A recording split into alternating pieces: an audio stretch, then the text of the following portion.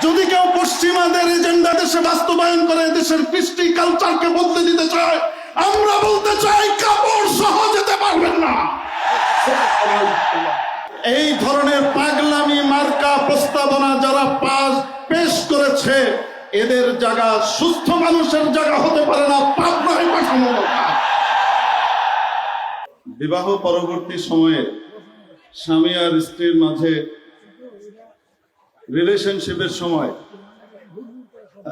যদি স্বামী জোর করে, তাহলে এটাকে ম্যারিটাল রেপ হিসেবে, বৈবাহিক ধর্ষণ হিসেবে গণ্য করার প্রস্তাব দেওয়া হয়েছে। অর্থাৎ সেক্ষেত্রে স্বামী হবেন ধর্ষক, ধর্ষকের সাজা নিশ্চিত করতে হবে। কিছুক্ষণের জন্য আমি ধরে নিলাম যে আইন পাশ হয়েছে এবং এই ধরনের একটি মামলা কোর্টে উত্থাপিত হলো।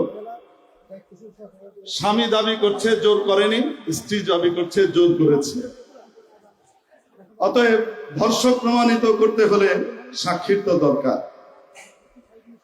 আদালত দুইজন সাক্ষী কোত্থেকে আনবেন আমি জানতে চাই। অতএব এখন থেকে এই নীতিমালা যদি পাশ হয়, তার অর্থ হলো এই, যখনই স্বামী স্ত্রী কোনো জায়গাতে একত্রিত হবেন, তাদেরকে পোর্টেবল সিসি ক্যামেরার সাথে করে নিয়ে যেতে হবে, ধারণ করতে হবে এবং প্রয়োজনে সেটাকে কোর্টে উপস্থাপন করতে হবে। এই ধরনের পাগলামি মার্কা প্রস্তাবনা যারা পেশ করেছে, এদের জায়গা সুস্থ মানুষের জায়গা হতে পারে না, পাবনায় পাঠানো দরকার। নাম্বার 2, তারা বলেছে, প্রিয় উপস্থিতি, তারা আরেকটি প্রস্তাব পেশ করেছে যে পতিতাদেরকে শ্রমিকের অধিকার দিতে হবে, মর্যাদা দিতে হবে। কেন? কারণ তারা তো অনেক, সমাজে যেহেতু তারা আছে, অতএব তাদেরকে স্বীকৃতি কেন দেয়া হবে না?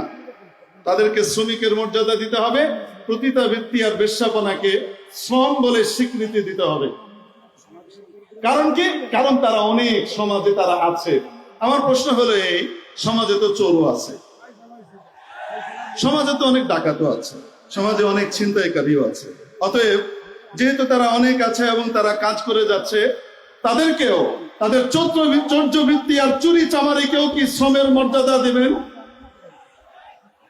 তাহলে আমাদের বাংলাদেশকে কোথায় নিয়ে যাওয়ার পায়তারা তারা চালাচ্ছে।